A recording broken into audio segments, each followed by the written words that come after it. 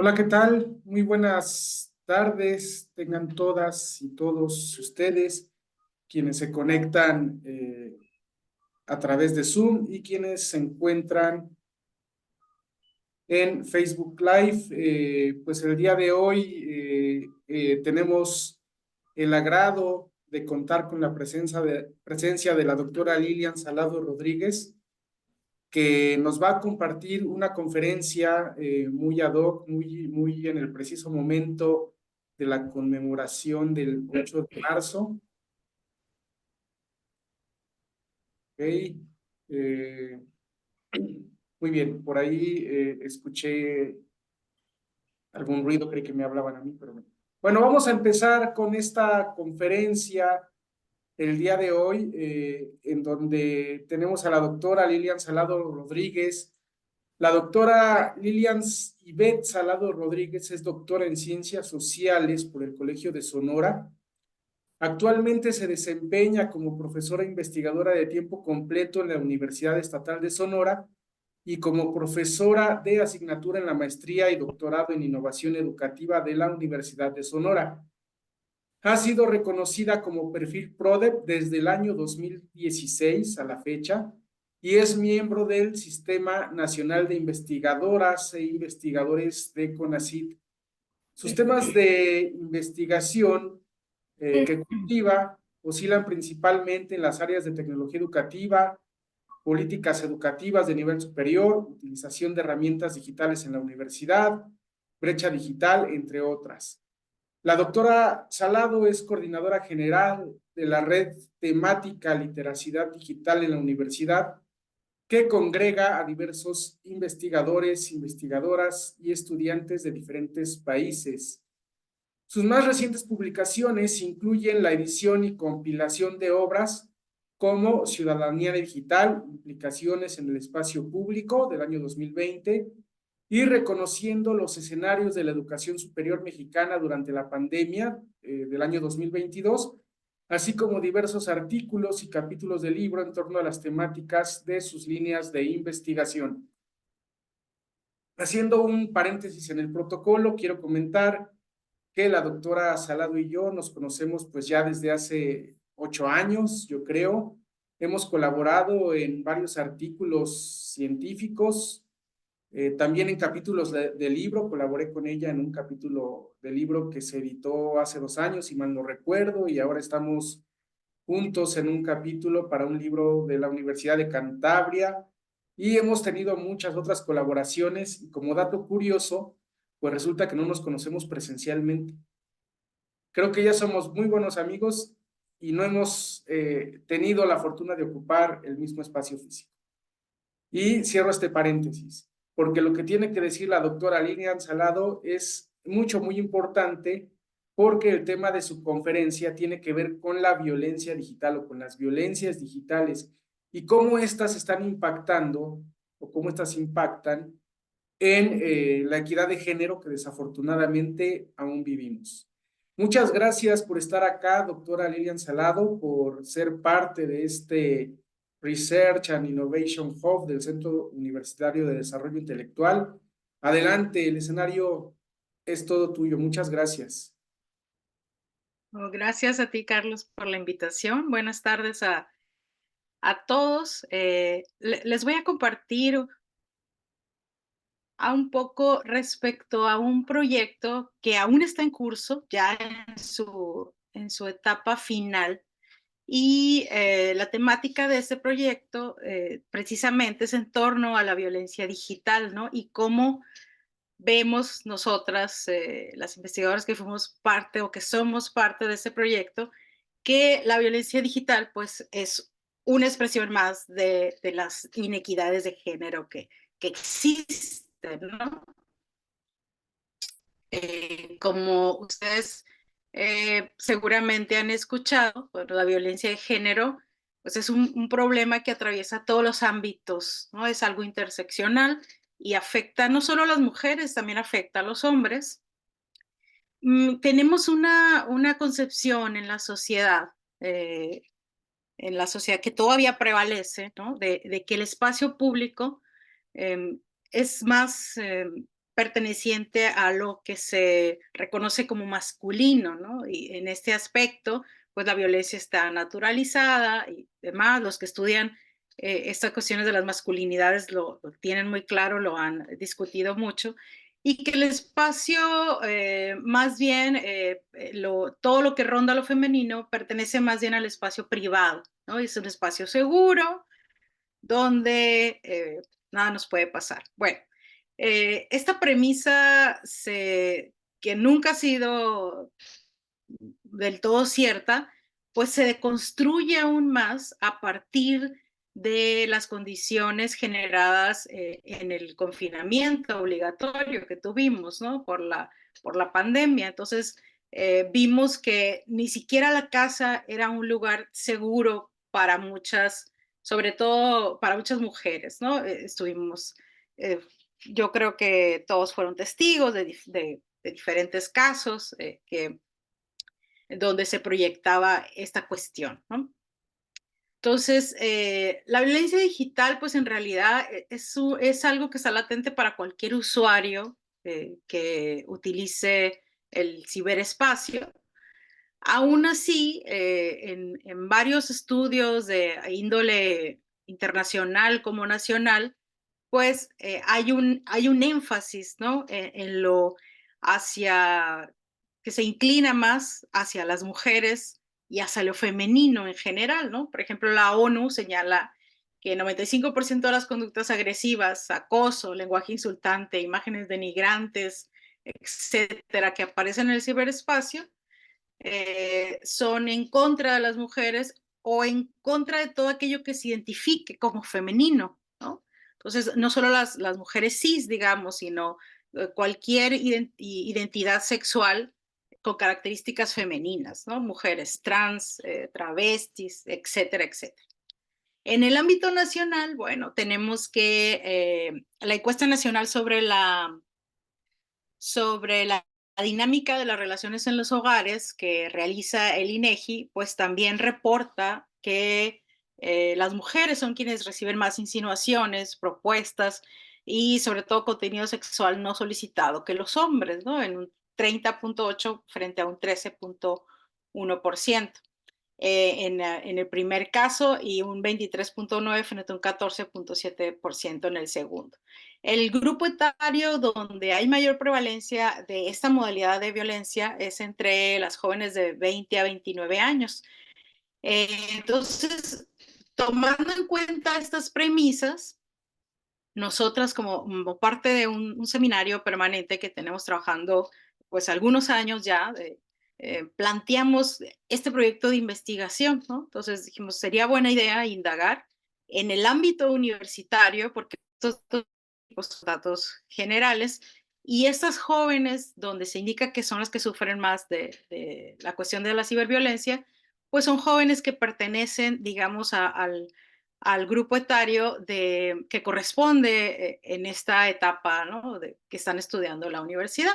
Entonces fue así que como se convocó en 6 entidades del Estado y 10 instituciones de educación superior, tanto públicas como privadas, se empezó a realizar este proyecto, ¿no? Yo soy quien está a cargo de acá de Sonora, donde participamos las 2 universidades donde yo actualmente soy docente, la Universidad Estatal de Sonora y la Unison.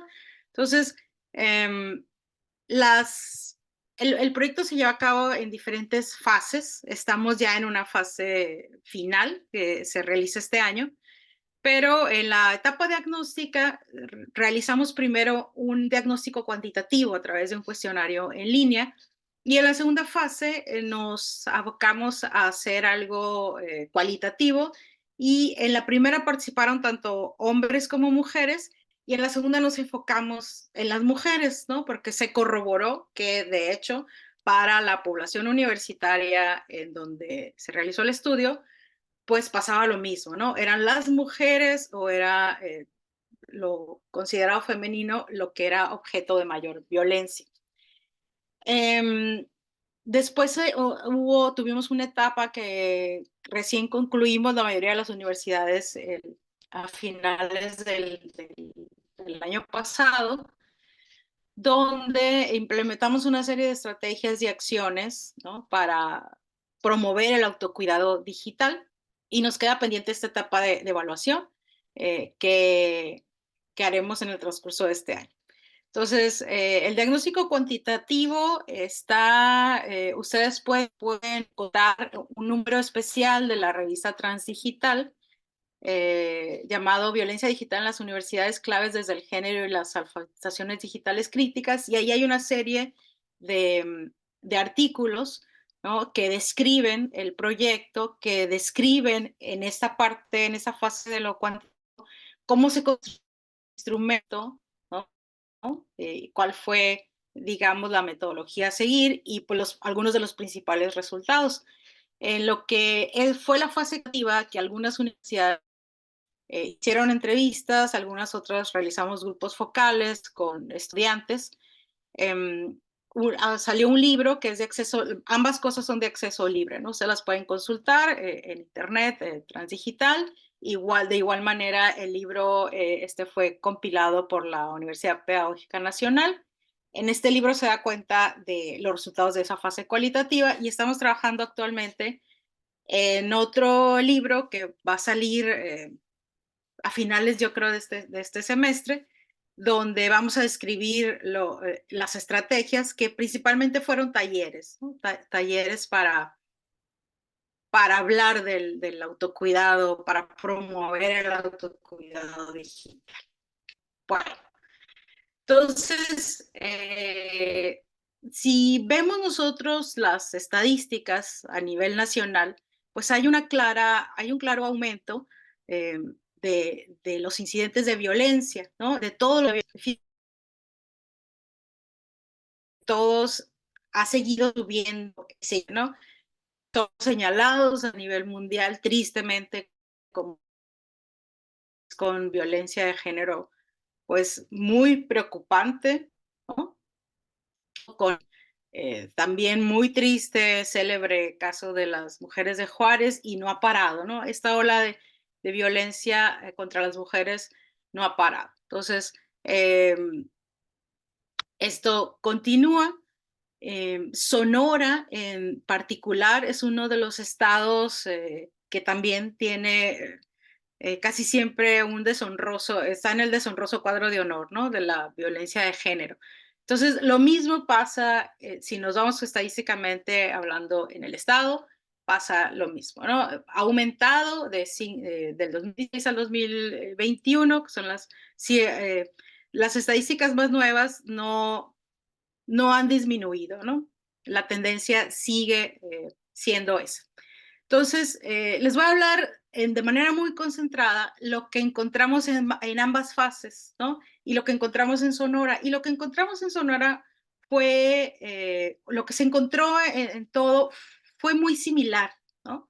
Entonces, algo que nos llamó mucho la atención cuando nosotros empezamos con la fase cuantitativa y cuando empezamos a aplicar el cuestionario en línea, yo siempre tengo, todos los semestres tengo a mi cargo al menos de 30 a 60 estudiantes, ¿no? Entonces, con ellos en particular, estuve presente en la aplicación del instrumento. Y el instrumento empezaba con esta pregunta, ¿no? ¿Alguna vez has vivido o ejercido alguna práctica de violencia digital? Solo 20% aseguró que sí, pero casi 30% dijeron que no estaban seguros. Se les presenta en la batería de opciones 30 situaciones de violencia digital. Entonces, a medida que los estudiantes fueron avanzando en el instrumento, que eran tanto hombres como mujeres, ¿no?, con quienes se llevó a cabo la aplicación, se fueron dando cuenta o fueron haciendo comentarios como, no sabía que esto se consideraba una práctica de violencia digital, ¿no? Entonces, en realidad, ese 20% que aseguró al principio haber sufrido o ejercido violencia digital, pues era mayor, ¿no? ¿Y cuáles fueron las prácticas que se destacaron en la consulta? Bueno, una de ellas fue ingresar a cuentas o a perfiles sin el consentimiento del dueño. El en el instrumento tú podías identificarte tanto como víctima o como perpetrador o incluso como testigo, ¿no? A lo mejor no me lo han hecho, ni yo lo he hecho, pero sé que a mi amiga, mi hermano, mi prima, etcétera, etcétera, le pasó algo por el estilo, ¿no? Y cuando se les indaga también quiénes fueron, ¿no? ¿Quiénes fueron a manos de quién sufrieron tales prácticas, ¿no? Entonces, estuvieron muy presentes en varias de las prácticas. Se destacó personas desconocidas o anónimas, pero en varias de las prácticas estaba también la expareja o el exnovio, o la pareja o el novio actual, pero sobre todo expareja o exnovio o novia, ¿no? Porque no solo son los hombres quienes ejercen violencia, las mujeres también.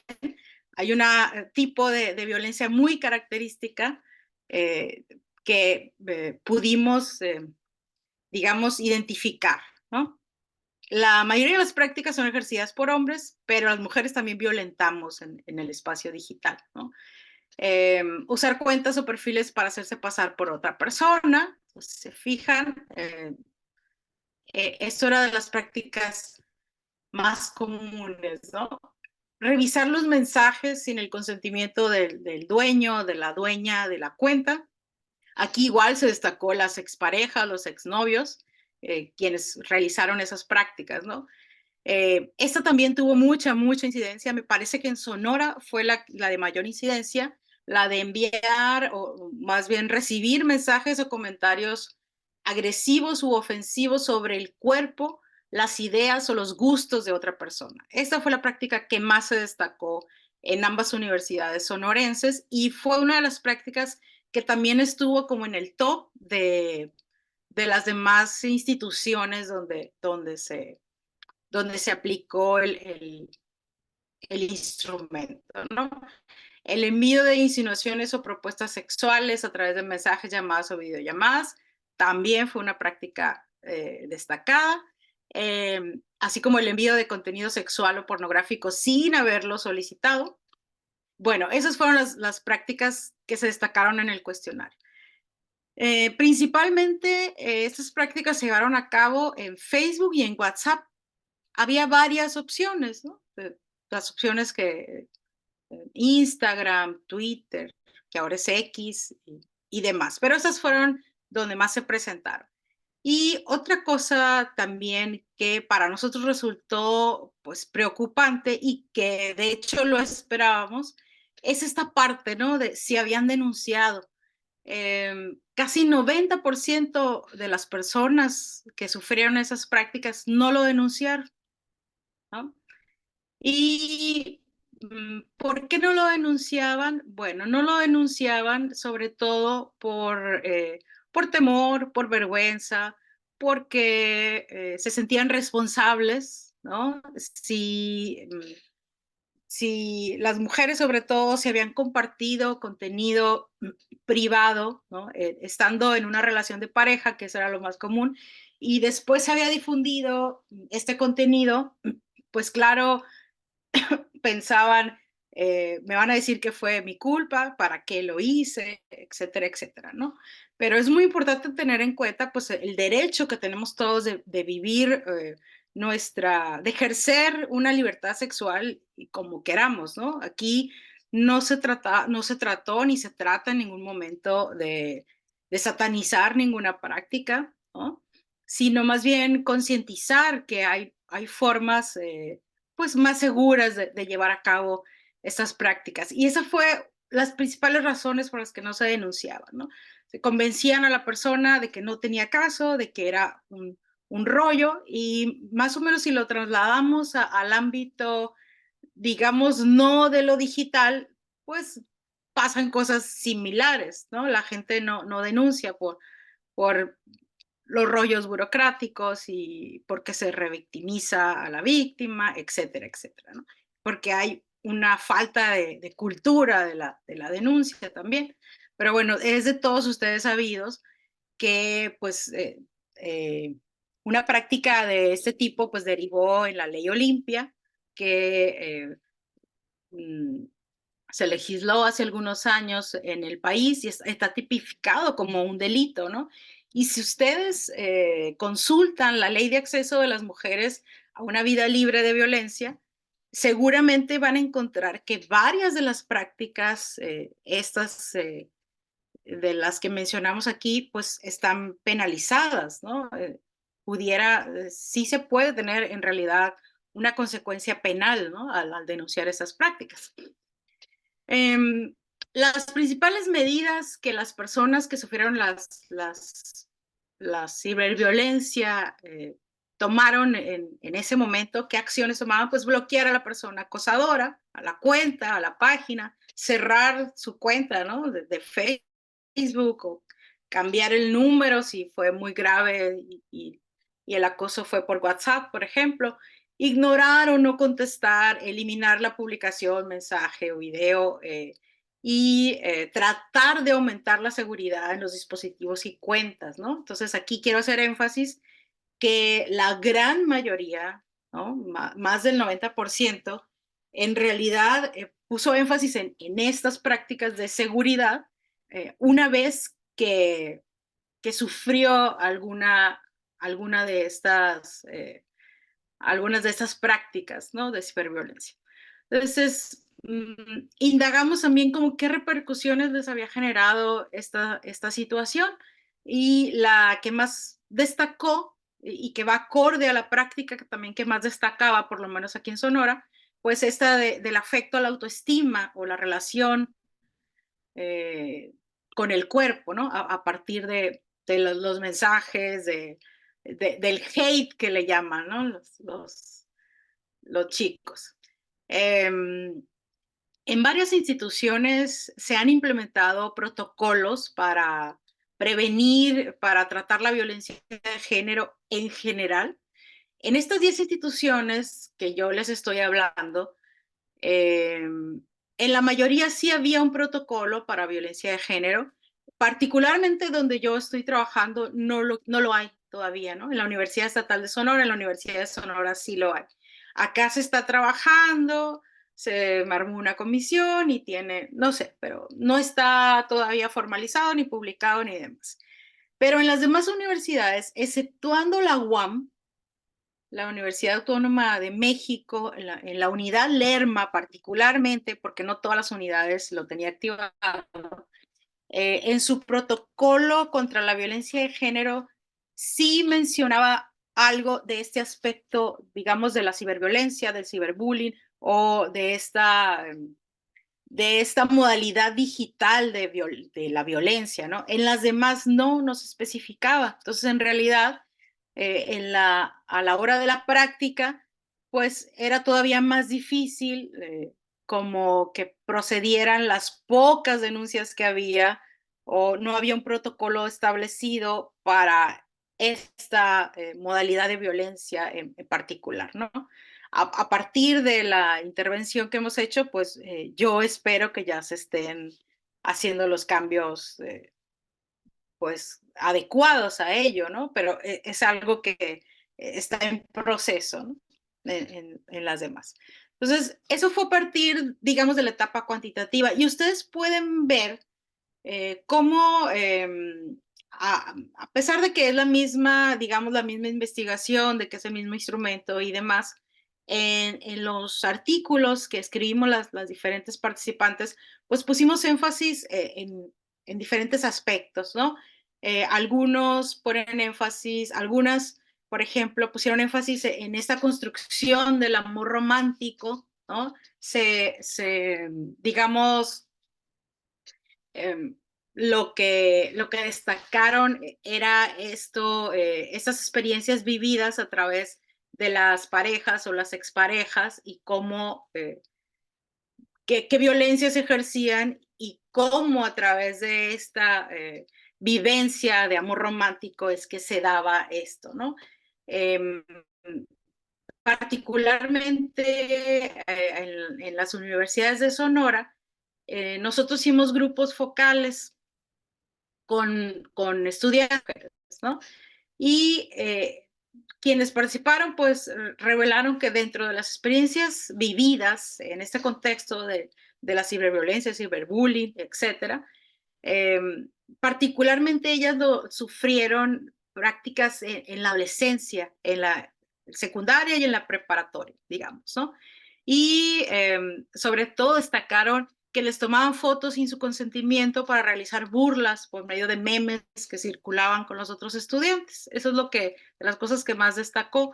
El envío y circulación de nudes también, la mayoría de ellas más lo, digamos, lo narró como una práctica atestiguada más que vivida, ¿no?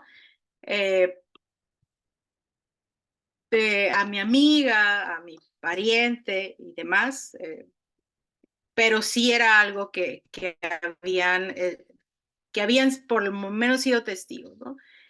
Algunas de estas prácticas, como les decía hace rato, pues las hizo conscientes de su vulnerabilidad en el ciberespacio, de la necesidad de cuidarse, pero solo a partir de esto, la mayoría, la gran mayoría, o sea, a partir de eso empezaron a restringir sus perfiles, a, digamos, no tener tan público todo, o a moderarse un poquito, ¿no? A moderarse en lo que compartían y con quién lo compartían, obviamente, sobre todo en las redes sociales, ¿no? Que pues no sé si han visto videos y varias cosas ahí que han sacado de cómo le podemos seguir la pista de un día completo a una persona, ¿no? Que nos anuncia desde que amanece, qué desayuna, dónde está, dónde fue y luego qué fue. Entonces deja una huella digital así como bien, que la podemos seguir con mucha facilidad. Entonces, la revisión de mensajes o las cuentas sin el consentimiento del dueño, así como el ingreso a cuentas o perfiles, igual sin consentimiento, la mayoría de las veces solo se reconoció como una forma de violencia a raíz de que hicimos esta reflexión, ¿no? A raíz de que se contestó el cuestionario. Estas chicas que participaron tanto en las entrevistas como en los grupos focales, primero contestaron el cuestionario y luego ellas mismas o nosotros lanzamos la invitación a si querían profundizar en sus experiencias y fue así, ¿no? Como que a algunas se les hizo entrevista en otras universidades, nosotros hicimos los grupos focales. Entonces, pues esto nos devela muchas cosas, ¿no? En el imaginario colectivo identificamos el Internet, el ciberespacio y demás como pues algo que es público, pero hay un conflicto ahí entre lo público y lo privado, ¿no? Y entre las concepciones, como les decía ahorita, del amor romántico, de las prácticas de dominación, de las prácticas de control y de propiedad hacia el otro o la otra. En mis tiempos, que pues ya de eso hace mucho, ¿no? En mi adolescencia, mis veintes, la prueba de amor era otra, ¿no? Ahora la prueba de amor es dame tu contraseña de Facebook, de Instagram, de etcétera, etcétera, ¿no? Entonces, pues bueno, eso es algo que todavía tienen arraigados tanto los chicos como las chicas, ¿no? Entonces, bueno, como les decía al principio, esta cuestión de la violencia y particularmente de la ciberviolencia, pues es algo interseccional, nos llega por todos lados, nos afecta muchas cosas y se recrudece cuando las personas que la sufren se salen de la heteronormatividad, ¿no? Decía, no solo las mujeres sufren violencia, todo aquello que tiene que ver con lo femenino. ¿Por qué? Porque esto, mediante estas prácticas, también podemos dar cuenta o se visibiliza el dominio masculino del espacio en general y del ciberespacio de manera particular, ¿no? Entonces, bueno, solo algunas, de manera muy general, algunas de las reflexiones que nosotros hicimos en la parte, en el libro donde reportamos la parte cualitativa, aquí en Sonora, lo que nosotros hicimos énfasis era sobre todo en la cuestión de la alfabetización digital. Había una parte del cuestionario que se cuestionaba qué habilidades tenían, ¿no? y a pesar de que todos se consideraban, digamos, hábiles, ¿no? De que están socializando con las pantallas desde edades muy tempranas, aspectos muy técnicos pues ya no los dominaban, ¿no? Como disminuir su huella digital, como varias cosas hay, ¿no? Eh, digamos, la mayoría de los jóvenes pues creen que tienen habilidades o dominio suficiente, pero pues esto lo vemos reflejado también eh, cuando se habla del STEAM, ¿no? En México, de cómo las mujeres acceden menos a estas carreras técnicas y demás, y pues su incidencia en la brecha digital de género, etcétera, ¿no? Entonces, a pesar de que en general las TIC es algo cotidiano, sobre todo en la población juvenil, pues hay un alto porcentaje de desconocimiento sobre la violencia digital. El ejercicio de violencia digital está normalizado, eso es algo que nos preocupó y que de verdad esperábamos como presenciarlo, ¿no? En el transcurso del proyecto. 3 de cada 10 de las personas que participaron en ese proyecto han sido testigos, ¿no? De un ejercicio de este tipo de violencia y expresaban, ¿no? En los grupos focales, por ejemplo, pues que así es la vida ahora, ¿no? Que ni modo, que pues para dónde te hacías, que la opción, los jóvenes decían en una parte, pues la opción es no estar presente y si estás presente, pues estás expuesto a ese tipo de cosas, ¿no? Entonces, lo cual quiere decir que lo tienen muy normalizado y pues no debe ser así, obviamente, ¿no? La violencia digital pues, está presente tanto en el ámbito escolar como familiar, laboral, comunitario, así como lo está la violencia en general, ¿no? Sin el apellido de lo digital. Entonces, las diversas prácticas de violencia digital que han vivido los universitarios, particularmente las mujeres, que fue en quienes nos enfocamos después, ¿no? Las mujeres y las personas de la comunidad LGBTT+, ¿no? Pues contribuyen a expandir la brecha digital de género, porque si están interactuando en un espacio inseguro, donde se les excluye, se les violenta, discrimina, controla o los trata de dominar, contribuye a su segregación, ¿no? Limita el ejercicio de su derecho a la información, a la libre expresión, el acceso a oportunidades que pueden tener de aprendizaje, de encuentro, como esas oportunidades que narraba Carlos al principio, ¿no? Que nosotros no nos conocemos de manera física, digamos, nunca hemos compartido un espacio físico, aún así hemos colaborado y hemos trabajado gracias a la tecnología, ¿no? Entonces, las personas que viven, tienen esas experiencias, pues se limitan, ¿no? Porque generalmente una de las reacciones es ya no lo voy a hacer o ya voy a, después de este tipo de experiencias, digamos, muchos incluso no quieren volver a hacer o a tener interacciones, ¿no? Estos encuentros, estos flujos informáticos, ese desarrollo de capacidades que pues pueden potenciar sus experiencias de aprendizaje y que de alguna manera los trunca, ¿no? Entonces, más allá, digamos, que sí es algo importante y que sí es algo que afecta la salud mental, que ya de por sí se vio bastante comprometida, sobre todo después de la pandemia, ¿no? Con la incidencia que se disparó de problemas de ansiedad, de depresión y de problemas en general de salud mental, pues imagínense a eso sumarle prácticas de ciberviolencia, pues no les cuento, ¿no? A qué a qué nos lleva esto. Y pues bueno, eso es un poquito de manera así, como les digo, muy sucinta, ¿no? De lo que hemos encontrado. Cuando platicamos con las chicas, les preguntamos y qué necesitan, ¿no? ¿Qué les gustaría que la universidad las apoyara como para elaborar esas estrategias de intervención que que teníamos planeadas en la tercera etapa del proyecto? Y la mayoría de ellas habló de talleres, ¿no? De talleres que les enseñaran pues a eso, ¿no?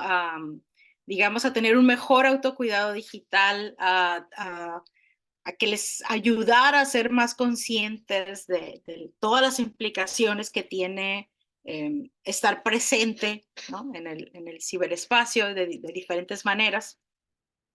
Y eso fue lo que nos abocamos las 10 universidades, organizamos estos talleres.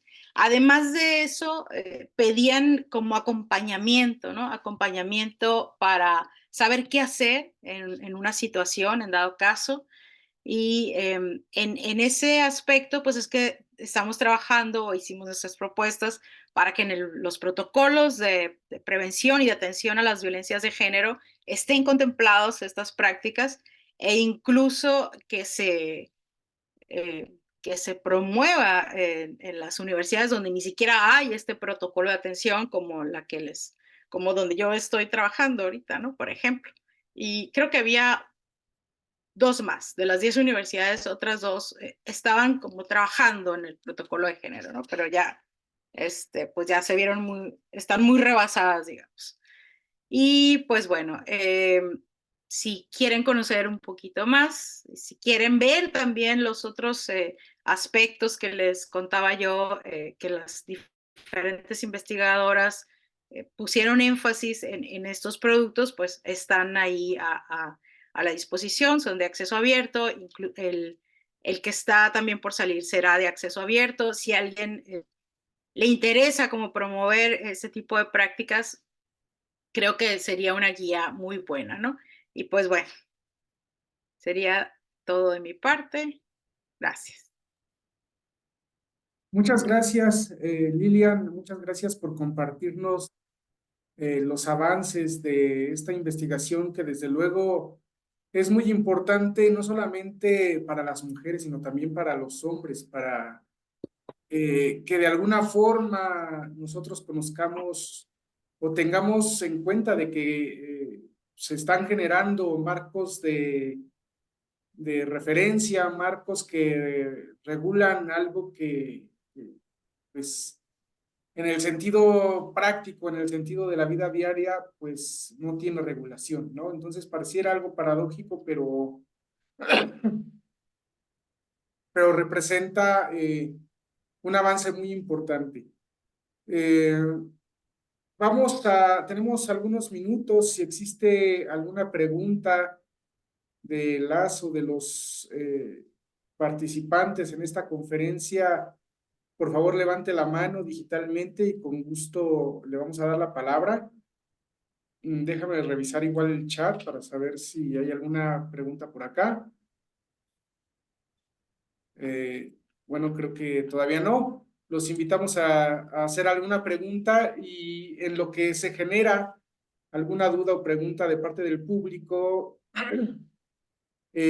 quisiera hacer énfasis en que en la importancia de la investigación para poder resolver temas que son que no solamente están acotados a la ciencia, sino también a la vida cotidiana. Cuando haces investigación, cuando aplicas metodologías, cuando investigas sobre un marco teórico, cuando desarrollas instrumentos, cuando encuentras la argumentación a los resultados de esos instrumentos, pues estás generando propuestas desde la ciencia para resolver los problemas de la vida social. Muy bien, pues nuestro público fue muy tímido, entonces vamos a darle, bueno, Miriam Cerón ya está levantando aquí la mano. Adelante, Miriam, ¿tienes alguna?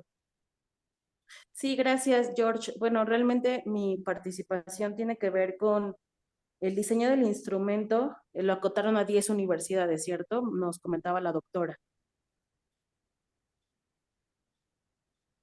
Entonces, mi pregunta para la doctora sería, de la población actual que ustedes tienen, por ejemplo, de universidades en Sonora, tanto públicas y privadas, ¿como qué porcentaje es ese 10%? Es decir, de esas 10 universidades, doctora, ¿cuál es la participación que tenemos del 100% de instituciones de educación superior dentro de Sonora?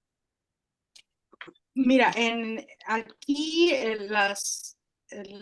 tanto la Universidad de Sonora como la Universidad Estatal de Sonora son de las universidades públicas más grandes, ¿no? En Sonora, la Unison tiene actualmente, yo creo que más de un cuarto de la población universitaria está en estas dos universidades. Obviamente la Universidad de Sonora en un rango mucho mayor, es la mayor que hay. Aproximadamente 30,000 estudiantes tenemos en la Universidad de Sonora. Y luego le sigue el ITSON, que está en Ciudad Obregón, que es el Instituto Tecnológico de Sonora. Y la tercera o cuarta en matrícula, digamos, es la Universidad Estatal de Sonora. Actualmente son alrededor de 13,000 estudiantes que tenemos en la UES. Entonces, obviamente, la representatividad de la participación pues se acotó a cada universidad, ¿no? Las muestras son representativas de cada una de las instituciones, porque en el universo, digamos, nacional, pues no hubiéramos logrado con las 10 universidades una representatividad. Entonces, la metodología fue de manera muy particular para cada institución, ¿no? Participaron jóvenes de todos los semestres y de todos los programas educativos. Ok, doctora, muchas gracias. El motivo de mi pregunta está enfocado justo a que, bueno, pues sí realmente es algo impactante los resultados que nos muestra y tiene mucho que ver justo con la cantidad de alumnos que participaron en esta muestra representativa, como bien nos los dice. Y bueno, pues es una investigación que tal vez no puede quedar ahí. Si ya hicieron este gran esfuerzo por empezar a obtener estos datos duros sobre un tema realmente y tristemente actual y que se vive todos los días en redes sociales y en diferentes pues sitios, sería importante y bueno, nosotros también estamos muy abiertos a poder generar otra parte de herramienta aquí en Hidalgo, tal vez en colaboración con otras instituciones y bueno, pues lograr que esa muestra nos dé tal vez otros resultados y poco a poco conjuntar esfuerzos y bueno, pues tener herramientas necesarias para justamente como bien lo dicen, ¿no? Empezar a generar iniciativas, acciones, incluso llegar a una parte como legal donde ya se empiece a tipificar este tipo de violencia y bueno, poco a poco las estudiantes, los alumnos y todas las personas que se ven pues justamente involucrados en estas acciones pues tengan un vínculo y tengan una acción ya legal que puedan tomar. Entonces yo creo que entre más crezca esta muestra, mayor representatividad tengan los estados, más universidades se sumen, pues cada vez podremos hacer más ruido para que ya se considere realmente pues como un delito y se encuentre ya tipificado. Esa era mi participación y bueno, pues muchas gracias y muy interesante la charla que compartimos con usted. Gracias.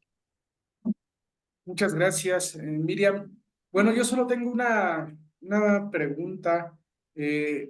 Realmente, cuando la investigación traspasa los límites de la academia, es cuando empieza a surtir efecto en la vida cotidiana, en la vida pública.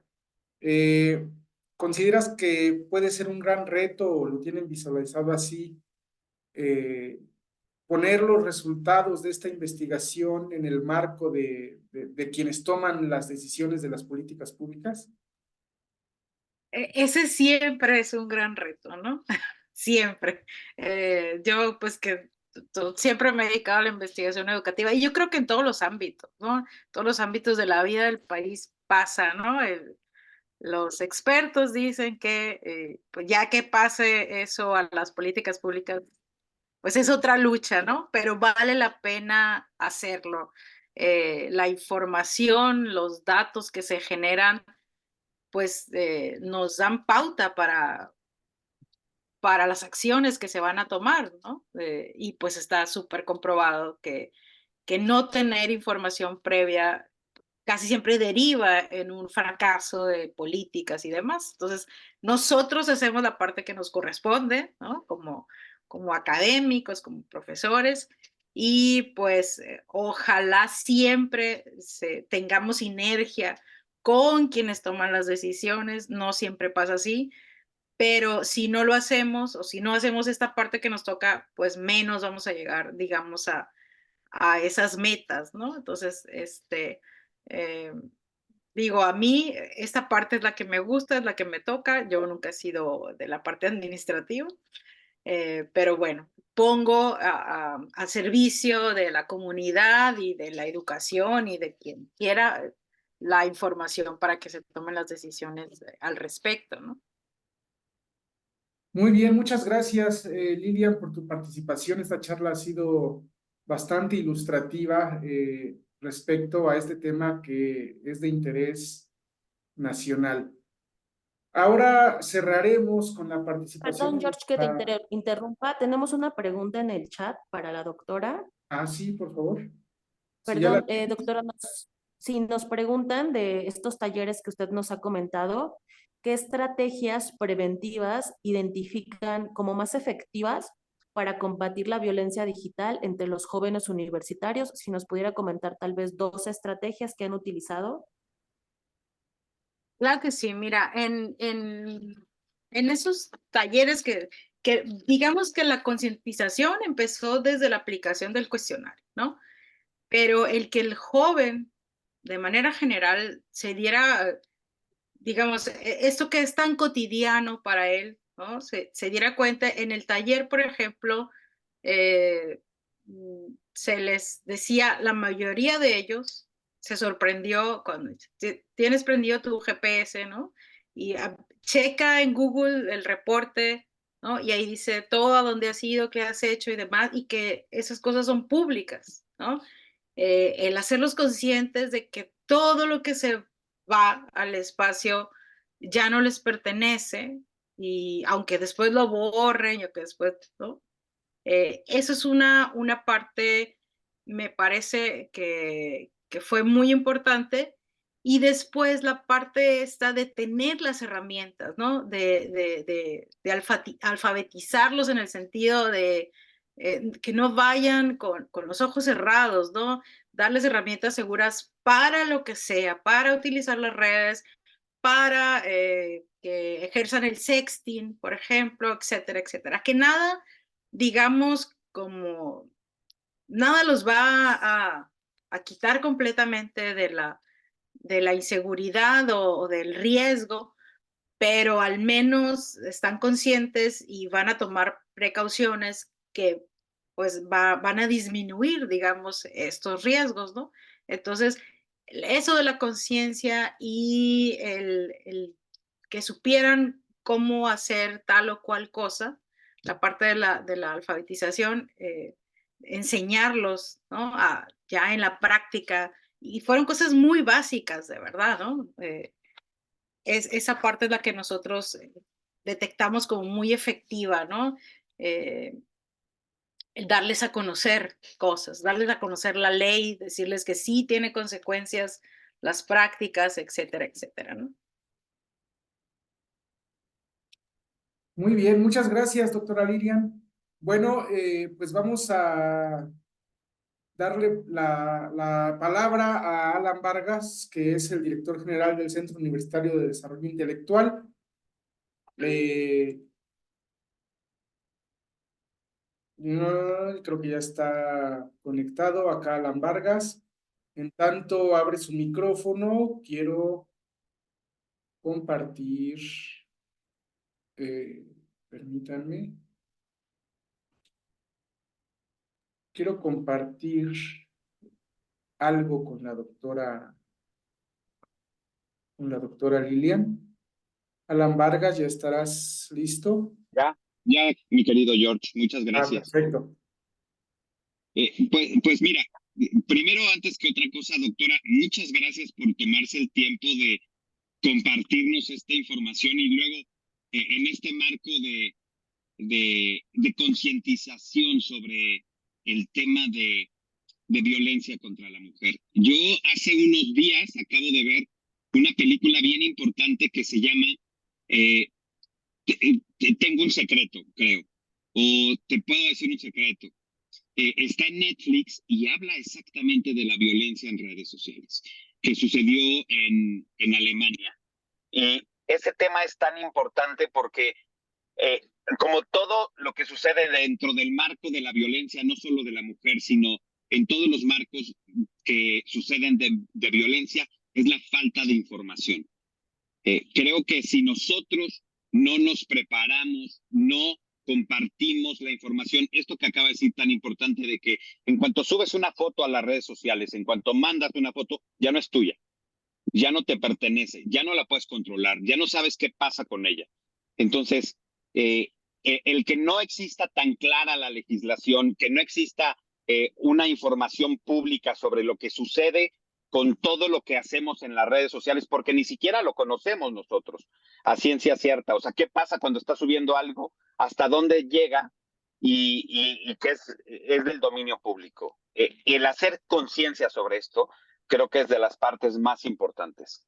Que nuestros hijos, que nuestros niños, que nuestros alumnos, que nuestros familiares sepan la importancia de las redes sociales.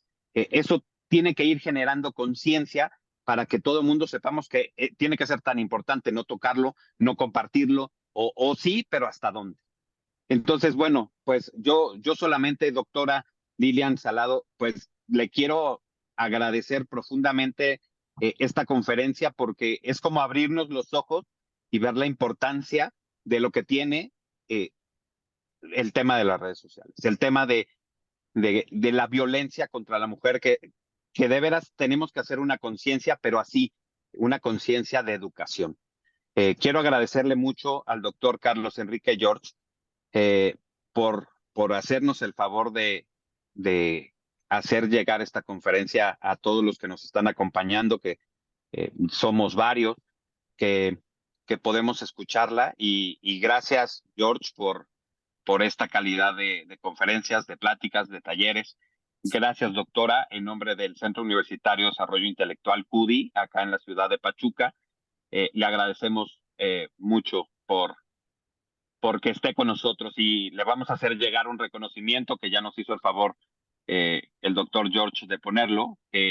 Se dice así el reconocimiento: se otorga el presente reconocimiento a la doctora Lilian Ivette Salado Rodríguez por impartir la conferencia titulada La violencia digital como otra expresión de la desigualdad de género, dentro del marco de actividades de concientización del Día de la Mujer.